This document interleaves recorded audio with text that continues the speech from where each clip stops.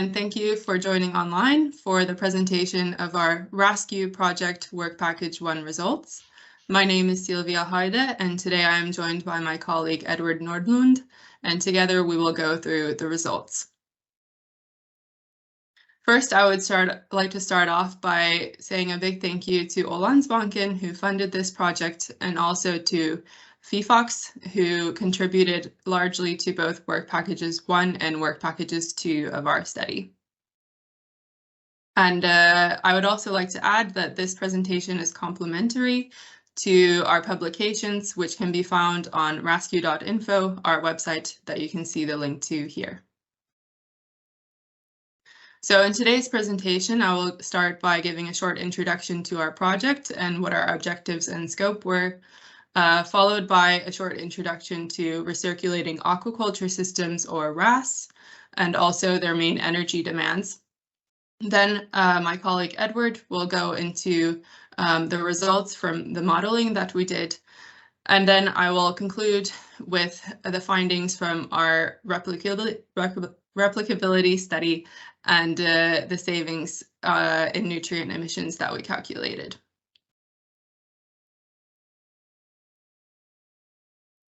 So to start off, our main project objective was to showcase how RAS, recirculating aquaculture systems, which are the leading nutrient recovery systems today in aquaculture, can be made more cost and energy efficient.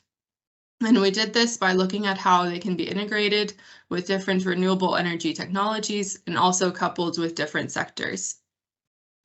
Then our secondary aim was by looking at these RAS and how they could be replicated in different areas around the Baltic Sea to replace current offshore fish farms, how much nutrient emission savings we could have to the Baltic Sea. And so in order to replicate the RAS, we looked at different areas around the Baltic Sea and integrating with circular economy concepts and renewable energy technologies.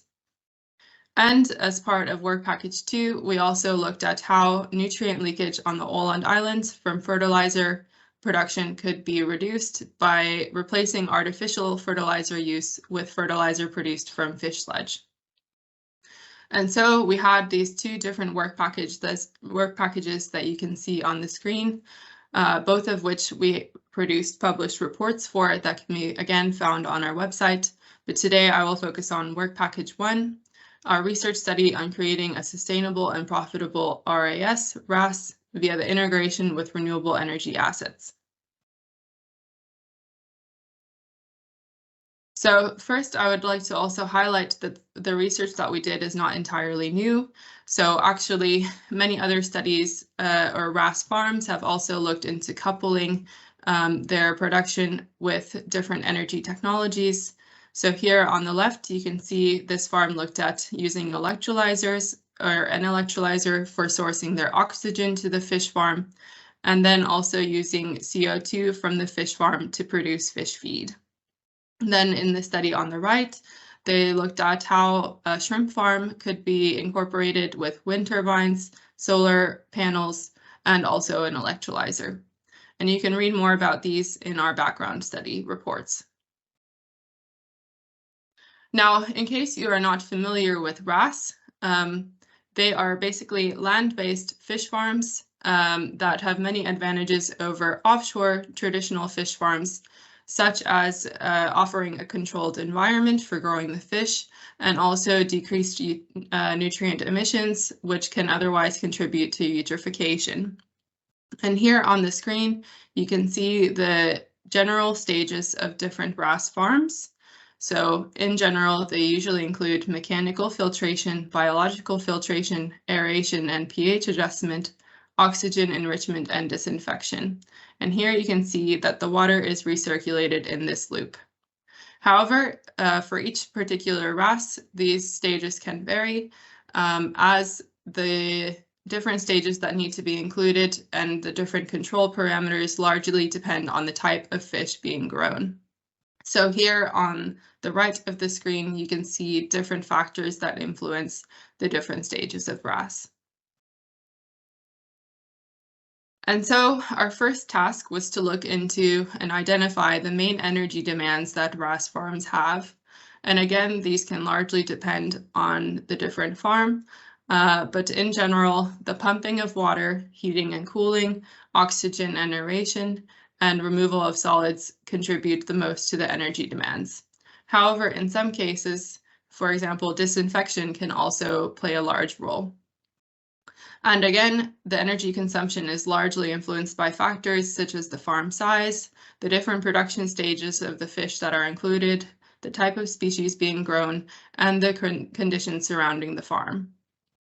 However, in general, we identified that usually electricity rather than fuels are used to meet the energy demands. And so in our study, we focused only on electricity consumption. And in addition to that, the electricity source can play a large role in the general impact of the RAS farm on the environment. Now, going into our specific case study, we worked together with Fifax, which is a fish farm located on the Åland Islands. And as you can see here, the Åland Islands are located between mainland Finland and Sweden. Fifax grows rainbow trout in large land-based tanks, and they have production stages from hatchery all the way to slaughtering. We identified that their main electricity consumption was from pumping of their water and cooling that is required for maintaining the water temperature of their fish at 15 degrees Celsius. Looking into their production for 2021, they had 300 tons of slaughtered fish produced and 10 gigawatt hours of electricity consumption.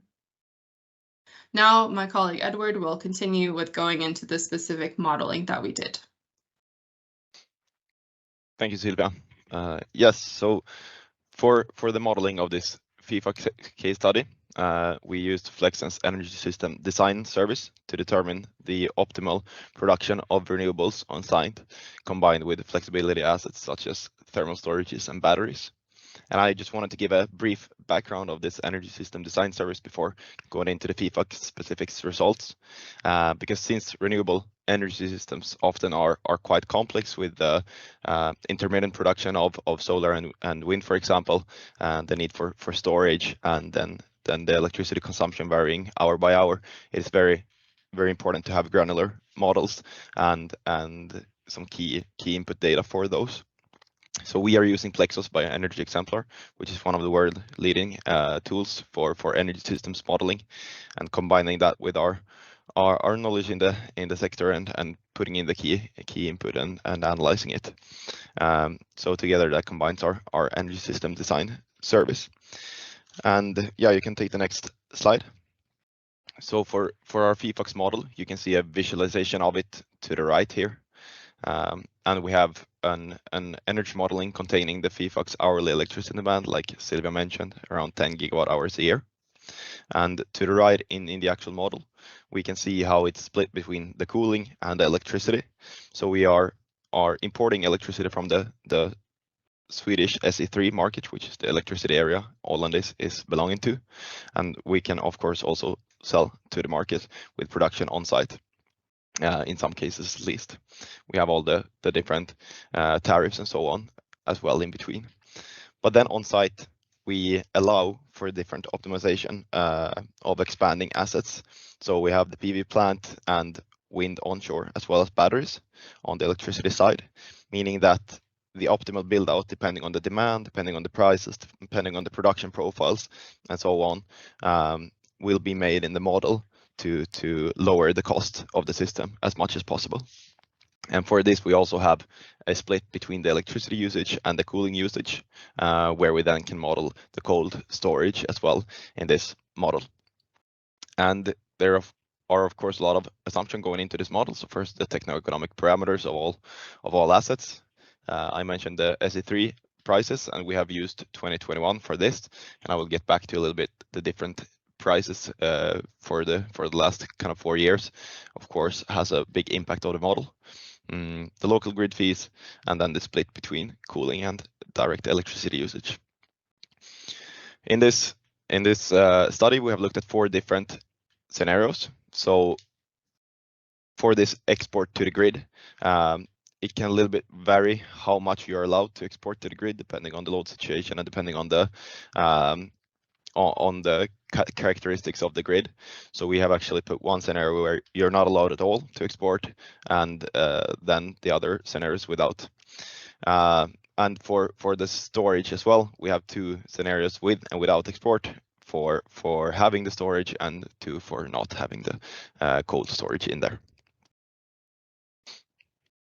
So jumping into the results, the economic analysis of this system, which was also included here to the left, you can see the table with the summarized most important perhaps parameters. So first row, for example, the combined power capacity of solar and wind assets for this 4 different scenarios. And here it can be highlighted that, of course, for the cases with export being allowed, the size of the solar and wind power is much bigger for the optimization. Of course, that is due to case of being able to export to the grid, and we can use more of the production on site since the production is so varying, whereas the demand actually is quite constant. And then we have the sizes of the battery being installed, and there we can see that for the both cases with storage, the need for a battery is much lower, and they of course kind of fill the same role to a certain extent, and it is cheaper per kilowatt hour to store the cooling energy as coal instead of storing it as electricity first in the battery, if the end demand is the cooling itself. So that is the case for that. And we can see that, of course, the kind of CTS, called thermal energy storage, is only built in the cases of those scenarios where it's allowed, and it's a bit bigger as well when export is being allowed. For the capex, it's quite large, around 5 million for the smaller systems where export isn't allowed, and then around 10 for the ones where export is allowed. And we have the annual savings. They of course also are related then to the capex investment. So the annual savings are also approximately doubled when the capex is doubled. But however, the payback time should be noticed here that for the system without the cold thermal energy storage and without the export allowed, it is quite much higher, around 14 years, versus the other are all something around 11. So this export isn't necessarily required, but then it should definitely be looked into the case of putting a cold thermal energy storage within the system, because it's significantly reducing the payback time. And just finally here, regarding self-sufficiency, we reach quite high numbers in each of these. And here by self-sufficiency, we mean self-sufficiency behind the meter. So what is actually being produced on site and consumed on site. So not the annual production just for the local RAS in the system, but actually what's been used behind the meter. So all of this on an annual basis actually producing more than the annual demand. And the visualization to the right is just a summary of looking at these results in a bit of a different way. And I think here, yeah, the total capex and annual savings, you can see definitely how the scenarios differ from each other, but they're still kind of proportional. But this payback time, this is where the case A is a bit worse than the other scenarios we looked into. So a few more specific results from this modeling. We have the electricity price for a few days here in the graph to the left in blue, and the electricity consumption from the cold thermal energy storage in orange. And here we can see how the optimization is following the price of electricity to a certain extent, as much as possible, we can say. And usually these low prices occur during nighttime, where both the grid fees are lower and usually the market price as well. So we can see here in the graph how the storage is trying to use low electricity hours as much as possible to optimize the OPEX of the system itself. But of course, it still needs to meet all the demands and technical constraints and so on that are required, meaning that it can't always just only use the lowest price hours. But there is, of course, an optimization going on here between capex of the system, building a bigger storage, and using electricity in the most efficient way. So that is just a snippet of the optimization process. And I said earlier that I was going to come back to the electricity prices just a little bit, and in the graph to the right, we can see for the different colors, different years of the kind of average day throughout the year. So here, all 8,760 hourly values has been considered, and the average for between 7 and 8 a.m., for example, being calculated to make a point in this graph. And we can see that for the years 2019, for example, in light blue, very even prices throughout the day. A little bit same for 2020, but actually lower average. And here we can kind of start to see this fluctuation in price a little bit, and quite significantly more in 2021.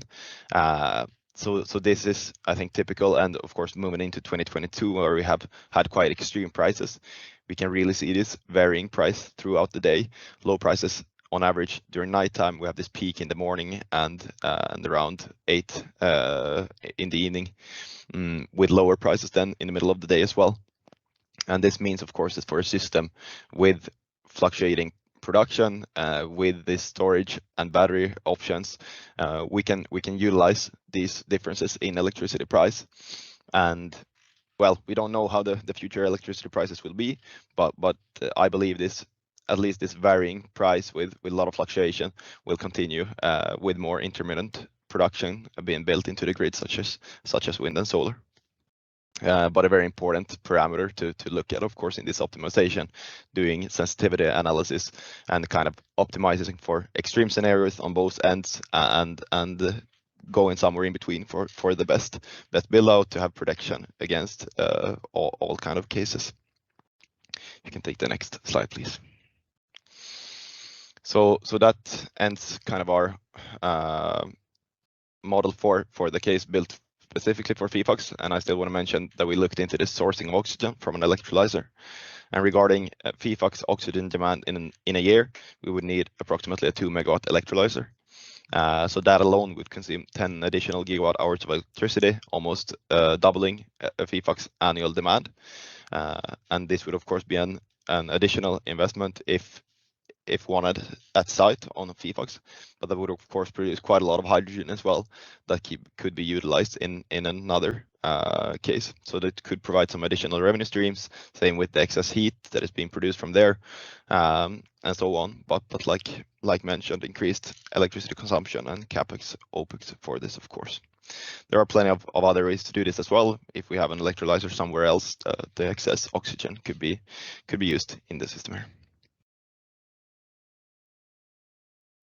Thank you, Edward, for going into our modeling results. And now that we have seen that integrating renewable energy technologies such as PV panels, batteries, cold thermal energy storage, and electrolyzers can indeed increase annual savings and also increase self-sufficiency, let's go into a bit about nutrient emission savings. So to start with, here are two maps of the nutrient emission loads that came directly from aquaculture back in 2014. This is taken from a study done by Helcom. And as you can see, the nutrient emissions in the Baltic Sea region are concentrated primarily in three regions: southwestern Finland, then the coast of Sweden, and also in the coastlines of Denmark. And so as a result, we focused primarily on these regions for the replicability study. So looking into the nutrient emission savings that we could achieve by replacing all of these offshore farms that are contributing nutrients with RAS, we found that it could lead to 120 tons of phosphorus and 1,375 tons of nitrogen savings per year. Now looking at the large scale, in total, there are annually 31 kilotons of phosphorus and 826 kilotons of nitrogen emitted to the Baltic Sea. And so, while in comparison, these emissions are on the large scale quite small, they could still, by decreasing them, add a lot of value in the regions that have the most concentrated offshore farms at the moment. So, for example, in the Archipelago Sea, these emissions from aquaculture contribute up to 8% of total phosphorus emissions. So how do we achieve these emission reductions? Well, for this, we looked into the different land areas that could be used to replicate the integrated RAS that we modeled in our case study, and thereby replace offshore farms. So we looked at these 3 regions that are highlighted in the gray boxes.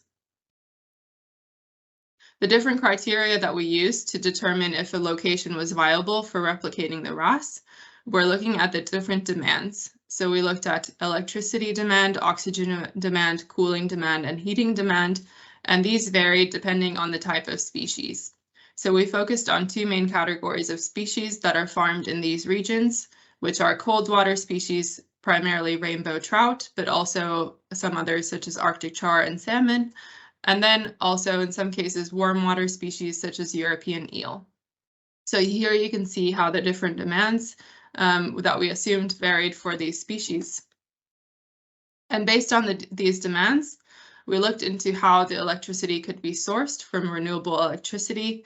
So here on the left, you can see how the carbon intensity varies for different regions or different countries for their electricity. So as you can see, Sweden and Finland have quite low carbon intensity, so electricity from the grid could be used for the RAS. Then on the right, you can see a map of Finland and the different stages of planning for onshore wind. So onshore wind, we also looked at for meeting the electricity demands of RAS farms by directly coupling to the wind turbines. In terms of meeting the oxygen and heating demands of the farms, on the left, you can see the planned hydrogen pipeline route in the Baltic Sea region. And there are many electrolyzers planned along this route that could then be used to source oxygen to fish farms. On the right, you can see different types of industries that can produce heat that could be used, for example, in heating the water for warm water species. So just to highlight a few, iron and steel production, chemical production, and paper and printing all can produce heat. And so based on these different criteria, we have determined that these locations that you can see on this map could be highly potential locations for replicating the RAS that we modeled in our study. I won't go into all of these in detail in this presentation, but you can read more about each case in our report. And just to highlight one, for example, in the Turku and Naantali region in Finland, there will be a 100 megawatt electrolyzer planned, which is 50 times larger than the electrolyzer we determined would be able to produce enough oxygen for FIFOX. So this would be a highly potential location for offshore farms that are currently located in the sea in southwest Finland to relocate to for land-based fish farming. I would also like to highlight that Flexens, our company, has just announced a 300 megawatt electrolyzer in Kokkola, and this is 150 times larger than the electrolyzer modeled for FIFOX. So it could also supply large amounts of oxygen and also byproduct heat to different land-based fish farms nearby. So to summarize, the main findings from our modeling were that indeed integrating renewable energy technologies can contribute annual savings and increase self-sufficiency to RAS land-based fish farms. Also, sector coupling, for example, with electrolyzers and different heating industries, can boost circular economy and make all of the involved players more sustainable. Then replacing current sea cages with RAS does indeed decrease emissions, and especially in areas that are highly concentrated currently with offshore farms, such as the ones that we showed on the map. And lastly, the Flexens Energy System Design Service can be used to model any RAS and take into consideration all of the local conditions. Then, in terms of limitations, I would like to highlight that this study was conducted as a desktop study only, and so further research would be needed, for example, actually discussing with the stakeholders that we highlight in the report. Then we also focused primarily on the energy aspects rather than focusing heavily on social and financial aspects for the RAS. And we did not investigate other methods for decreasing nutrient emissions. So with that, Thank you for your attention and feel free to contact us if you have any further questions.